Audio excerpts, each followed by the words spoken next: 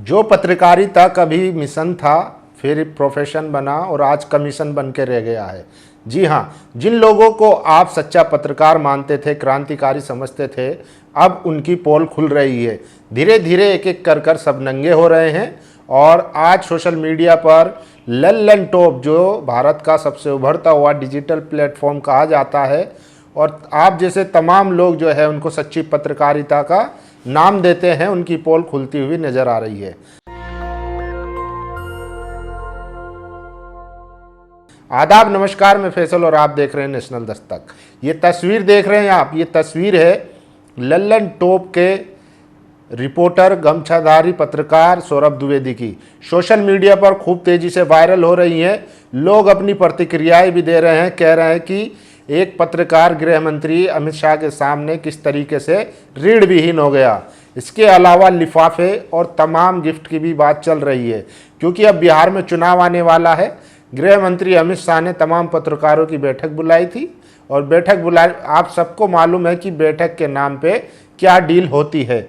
तो ये social media पर सबसे तेजी से वायरल है। और जो सौरभ द्विवेदी, जो आज की नई जनरेशन है, जो उनको सच्चा पत्रकार समझती है, क्रांति लाने वाला पत्रकार समझती है, जो उनके साथ कभी रह चुके हैं लोग, आज वो उनकी पोल खोल रहे हैं। कुछ इसी तरह की पोस्ट है, वो मैं आपको बता दूं कि सौरभ द्विवेदी जैसे पत्रकार कितने खतरनाक है। असल में चाहे शुभंकर मिश्रा हो, सौरभ द्विवेदी हो, अजीत अंजुम हो, रवीश कुमार हो, अभिसार शर्मा हो या साक्षी जोशी, जितने भी ब्राह्मणवादी जिनके नाम में आगे टाइटल लगा हुआ है झा, द्विवेदी और अंजुम, तो ये इस तरीके के जो पत्रकार हैं, दरअसल ये अपनी ऑडियंस को ठगते हैं। और इनकी ऑडियंस कौन है? SC ST OBC और माइनॉरिटी, जो सबसे ज़्यादा इनके यूट्यूब पर वीडियोस देखती हैं।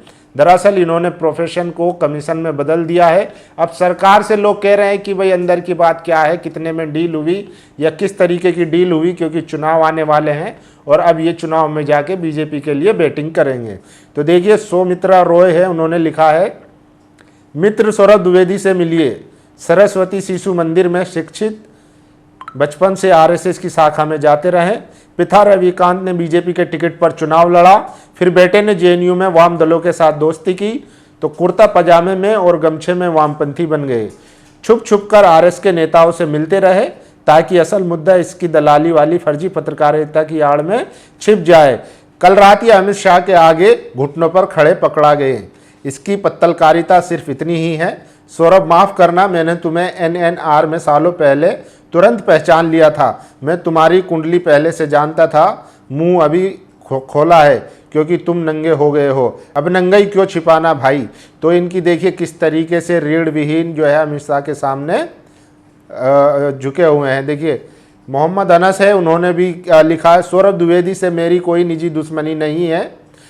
2013-14 में जब सौरभ वामपंथियों के बीच पेट बना रहा था, तभी मैंने कॉमरेड को समझाया था कि ये संगी है।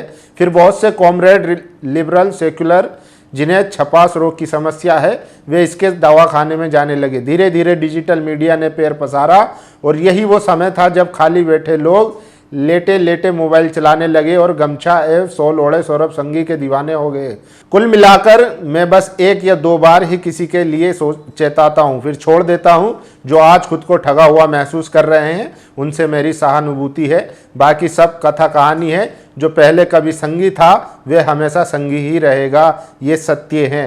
तो अनस ने लिखा है कि जिस तरीके से लल्लन टॉप के सौरभ द्विवेदी अमित शाह के सामने नतमस्तक होते हुए दिखाई दे रहे हैं, तो उस पर लोग अपनी प्रतिक्रिया दे रहे हैं। देखिए, नेहा राठौर ने भी लिखा है, वो भी मैं आपको बता दूं कि आखिर लोगों को समझना होगा कि असल में कौन सच्ची पत्रकारिता कर रहा है और कौन सरकार के टुकड़ों पर पल रहा है, कौन कमीशन खा रहा है। देखिए, ये नीमो यादव हैं, इन्होंने लिखा है, meet Saurabh Dwivedi, study at RSS backed Shishu Mandir, attend RSS shakhas during childhood, father Ravikant contest election on BJP ticket, join leftist circle in JNU। तो देखिए, वही बात है, last night he got expose someone click his photo with Amit Shah, BJP IT cell head Amit Malviya as private event, his journalism is compromise, said to see his reality. तो ये जो तस्वीर है, एक धोखे से किसी ने इनकी वायरल कर दी और इनकी सारी जो है वो खुल गई है। तो अब समझ में आ रहा है कि हम्माम में सब नंगे हैं। देखिए नेहा सिंह राठौर ने लिखा है, टूटेंगे सारे भरम धीरे धीरे।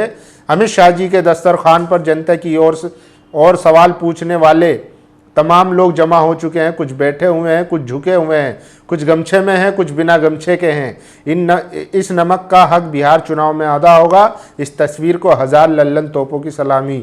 तो देखिए तस्वीर सोशल मीडिया पर वायरल हो रही है और जो सौरभ द्विवेदी जो क्रांतिकारी और पत्रकारिता की दुहाई देते हैं, एथिक्स और नॉर्म्स की बात करते हैं जर्नलिज्म के, लेकिन जब खुद की बारी आती है तो बिहाइंड द कैमरा वो किससे मिलते हैं, क्या डील होती है, क्या सेटिंग होती है, वो इस तस्वीर से अब सबके सामने आ चुका है।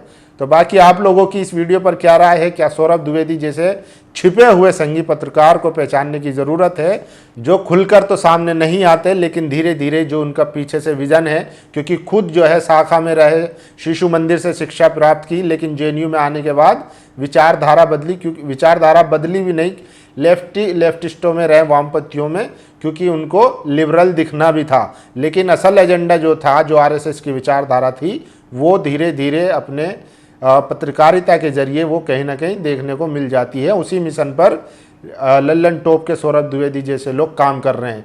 नेशनल दस्तक की आपसे गुजारिश है कि अगर इसको बचाना चाहते हैं तो नेशनल दस्तक को सब्सक्राइब करने के लिए रेड कलर के सब्सक्राइब बटन को दबाएं, फिर बेल आइकन की घंटी दबाएं। नेशनल दस्तक को बचाने के लिए बहुत जरूरी है कि हर खबर को शेयर करें, लाइक करें, कमेंट जरूर करें।